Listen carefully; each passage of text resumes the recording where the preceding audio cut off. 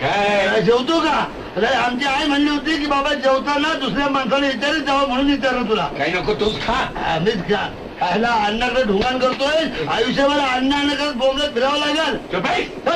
खायला बघा ना, गॅरंटी संपली तरी अजून अंगाची मस्ती गेली नाही तुझ्या. मग रुपाशी मला काय करायचं आहे? मग बरं इथू नको जा, भूक लावली म्हणून. लाडू लाडू खाणार काय? नको तू खा.